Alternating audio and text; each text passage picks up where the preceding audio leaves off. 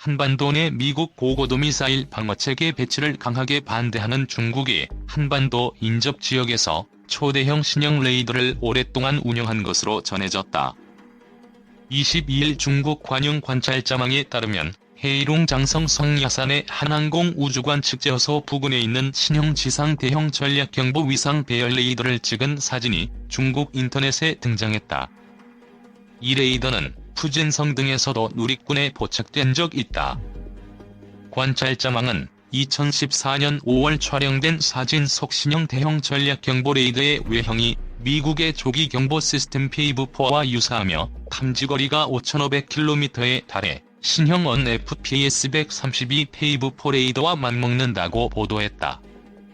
관찰자망은 탐지거리 3,000km인 기존 7,010평 레이더가 중국의 항공 우주 발사와 미사일 경보 수요를 맞출 수 없게 되자 동북, 서남, 동남, 서북 지역에 잇따라 신형 대형 전략 경보 레이더가 설치됐다고 전했다. 레이더의 임무는 원거리 방공과 미사일 방어, 우주 목표물 감시 등으로 관측되고 있다.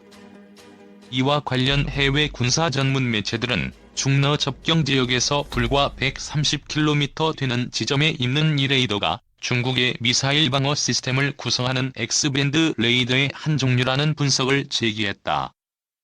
중국 언론에 따르면 캐나다 군사평론지 카나디 펜스 리뷰는 해이룽 장성에 있는 X밴드 레이더의 안테나 크기가 30×24m로 미국의 페이브4 레이더와 비슷한 크기라고 분석했다. 해이룽 장성 레이더는 방향 전환이 가능하며 러시아의 시베리아에 있는 미사일 기지에서 발사된 대륙간 탄도미사일과 북극 궤도로 발사되는 미국의 대륙간 탄도미사일을 조기에 탐지할 수 있다. 미국의 알래스카 전체도 이 레이더의 탐지 범위에 있다. 중국군이 심장이 고래자치구와 쿠얼러에 배치한 S밴드 위상 배열 레이더는 15.7×17.8m 크기로 해이룽 장성 레이더와 다른 종류다. 영국 군사 전문지 IHS 인스 디펜스 위클리는 푸젠성에도 해이룽 장성의 X밴드 레이더와 유사한 레이더가 배치되어 있다고 전했다. 카나디 펜스 리뷰는 중국이 대형 X밴드 위상 배열 레이더와 S밴드, T밴드 원거리 조기 경보 레이더 시스템 구축, 2에서 4개의 탄도미사일 조기 경보 위성 발사 등 3가지 측면에서 미사일 방어 시스템을 구축하고 있다고 분석했다. 중국 전문가들은 중국의 신형 이상 배열 레이더 설치가 2011년 미군 기지 등이 있는 오키나와에 설치된 JFPS-5 대형 이상 배열 레이더에 대응하려는 것으로 관측했다. 중국이 이미 최신형 이상 배열 레이더로 세계 최강 스텔스 전투기인 미국의 F-22 랩터를 포착해 전투기를 발진시킨 바 있다는 소식도 흘러나왔다. 중국군 해군 소장 출신의 군사 전문가인 인조는 최근 관영중앙TV 인터뷰에서 F-22가 얼마 전 동중국해 상공을 비행하다가 중국군 방공 레이더에 탐지됐으며 즉각 중국 전투기가 따라붙어 경고 등 일련의 검증 절차를 시행했다고 전했다. 이와 관련 중국군 기관지인 해방군보는 지난 10일 오전 10시께 동중국해 방공 10별 구역에 미확인 물체가 침입해 동해함대 항공병 부대가 수대의 전투기를 긴급 출격시켰다고 전했다. 이 미확인 물체는 당시 동중국해 상공을 비행하던 F-22기일 가능성이 크다. 인조는 또 F-22의 스텔스 기능이 절대적이지 않다며 동중국해 방향으로 배치한 초단파 레이더가 F-22를 감지할 능력이 있으며 공중 조기 경보기 궁중-2000, 궁중-500 등 조기 경보기도 F-22를 감지할 수 있다고 주장했다.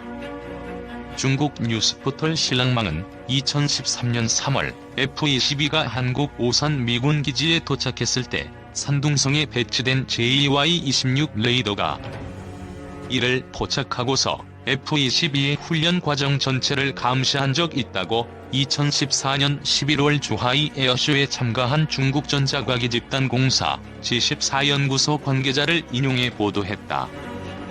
2014년 주하이 에어쇼에서 처음 공개된 JY-26 레이더는 극초단파를 이용해 스텔스 기능을 탐지할 수 있는 능력을 갖췄으며 탐지거리는 500km이다. JY-26은 탐지거리 400에서 500km인 YLC-10 장거리 표적 탐지 레이더보다 탐지 정밀도가 뛰어나 궁중-2000처럼 원거리 대공 경계, 유도 임무를 맡을 수 있다고 매체가 전했다. 자료 전송률이 높고 전송 속도가 빠른 점도 장점이다.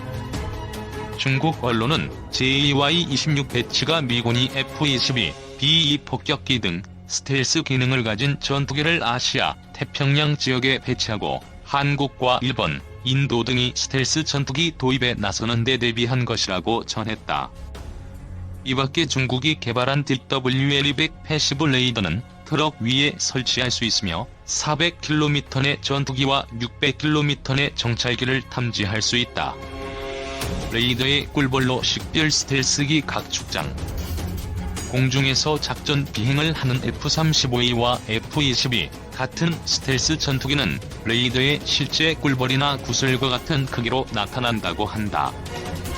레이더 감시 요원들이 이것의 실체를 금방 식별하기는 사실상 불가능한 이유다.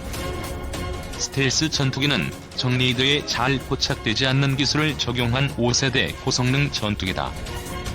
레이더는 마이크로파 정도의 전자기파를 물체에 발사해 반사되는 전자기파를 수신해 물체와의 거리, 방향, 고도 등을 파악한다. 레이더 피탐 면적인 RCS가 적을수록 탐지될 가능성은 작아진다. RCS를 비교하자면 사람은 1제곱미터, F-15와 F-16 전투기는 각각 25제곱미터, 5제곱미터이다. F-35는 0.005제곱미터, F-22는 0.0001제곱미터 수준이다. 한국과 일본 등이 도입한 F-35A는 레이더 피탐 면적이 낮아 5세대 스텔스 전투기에 속한다.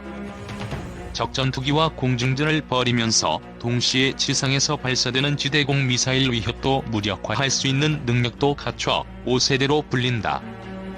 상대에게 들키지 않고 치명상을 가하는 방식의 현대전에 최적화된 고성능 전투기다.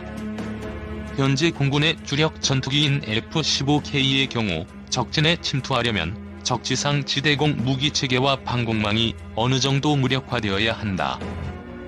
예를 들어 SA 계열의 지대공 미사일이 촘촘히 깔린 북한과 같은 지역으로 F-15K가 단독 침투해 작전을 펼치면 생존 확률을 보장받기 어렵다. 서해 북방 한계선 일대에서 국제전이 발생했다고 가정하면 함포와 SA-5 지대공 미사일, 이동식 발사 차량, 미그-23, 29 전투기 등이 동시에 움직인다. F-15K 단독 출격으로는 이런 동시 위협에 대처할 수 없다는 것이다. 상대방 전투기나 지상 레이더에 포착되지 않는 F-35A와 같은 스텔스 전투기라야만 이런 위협에 동시 대응할 수 있다는 것이 공군의 설명이다. 한국을 비롯해 주변국들은 스텔스 전투기를 도입하거나 속속 개발 중이어서 동북아 하늘이 스텔스기 각축장이 되는 것 아니냐는 우려도 제기된다. 현재 F-35A 12대를 보유 중인 일본은 장기적으로 F-35형 전투기를 147대 수준으로 늘려나갈 계획이다. F-35A와 F-35B 추가 구매 등을 위해 2020 회계연도 방위예산으로 한화 56조 4천여억 원에 달하는 사상 최대 규모로 편성해 의회로 넘겼다. 내년도 방위예산은 공격형 전력을 확충하는 사업에 상당히 투자될 것으로 보여 전쟁 가능한 일본으로의 야망을 드러내고 있다.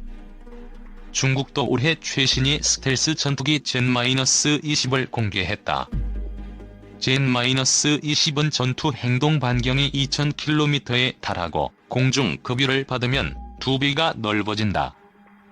중국은 미국의 F-22, F-35와 대적할 수 있는 스텔스기라고 평가하고 있다. 수호-17은 러시아가 F-22와 F-35의 대항마로 개발해온 신형 차세대 전투기다. 지난 2010년 첫 시험 비행에 성공한 뒤 12대의 시제기가 생산돼 10대가 시험 비행에 투입됐다. 단전형인 수호-17에는 적의 방공망 밖인 260km 거리에서 구축함 같은 대형 함정이나 지상 표적을 타격하는 공대함 순항 미사일, 공대지 미사일, 공대공 미사일 등 12기와 30mm 기관포 등이 장착된다. 러시아는 스텔스 성능이 더욱 보강된 제6세대 전투기 개발에도 착수했다. 한국 공군은 올해 미국에서 인수한 F-35E 스텔스 전투기 10세대를 작전 배치했다. F-35A는 한번 출격하면 전투행동 반경이 1093km에 달한다. 공중에서 급유를 받지 않고 공중전, 지상 폭격 등의 임무를 수행할 수 있는 거리를 말한다. 최대 속도는 마하 1.6으로 약 1960km/h에 달한다. 보잉 737 여객기, 고속 철도 등과 비교하면 그 빠르기가 짐작된다. 공대공 미사일 AIM-9과 AIM-120과 공대지 유도 폭탄인 GBU-12와 GBU-31, GBU-39 등을 탑재할 수 있다. 공군이 F-35A를 실전 배치하면서 전략공군이란 타이틀을 얻은 것도 이런 능력에서다. 오는 2021년 10월까지 순차적으로 40대를 도입한다. 여기에다 공중급 6기와 공중조기경보 동제기, 고고도 무인정찰기 글로벌 호크까지 운영하면 전략적 가치는 배가 된다. 공군은 F-35E를 전략무기로 활용할 계획이다. 만약 내년에 북한의 군사적 위협이 가중된다면 F-35E를 동원해 무력 시위에 나설 것이란 관측도 나온다. 북한은 F-35E 도입에 대해 선제 공격 용도라며 강력히 비난하고 있다. 한국은 아시아에서 세 번째, 세계 8번째로 스텔스 전투기 보유하게 된 국가로 기록됐다. 이로써 올해 창설 70주년을 맞은 공군 역사에 새로운 기록을 남겼다. 사실 70년 전 공군의 역사를 돌이켜보면 눈물겹다. 나라를 잃었던 시절, 독립운동을 위해 비행사가 되겠다는 일념으로 머나먼 타국으로 향했던 선각자들의 의지와 노력이 공군 창설로 이어진다. 대한민국 공군 창설이란 원대한 목표에 따라 1946년 국내 각종 항공단체를 통합해 민간단체인 한국항공건설협회를 창설한다. 그러나 미군정 사령부는 정식 공군 창설을 강하게 반대했다. 미국 측은 경비행기 부대 창설을 허락하는 대신 항공 분야 인사들을 보병학교에 입교시켜 미국식 군사훈련을 받는 것을 조건으로 내걸었다. 타국에서 조종사로 활동하며 2000시간 이상의 비행 경력을 가진 항공 분야 지도자급 인사들이 미국의 일반 병사와 같은 훈련을 받도록 한 것은 굴욕적인 조건이었다. 많은 항공인이 이 조건에 반발했지만 당시 국내 항공인 가운데 최연장자인 최영덕 장군이 나섰다. 중국 항공군 부사령지까지 역임한 그는 공군 창설의 대의를 위해서 대기종군하자며 항공인들을 설득하고 미군정의 제안을 받아들여 병사로 입대한다. 이때 최영덕 장군과 함께 입대한 장덕창, 이영무, 박범집, 김정열, 이근석, 김영환 등 7인은 이후 공군 창설의 주역이 됐다.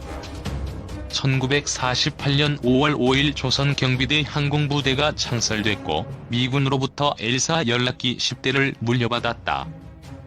이 연락기를 주축으로 1949년 10월 1일 대한민국 공군이 창설될 수 있었다.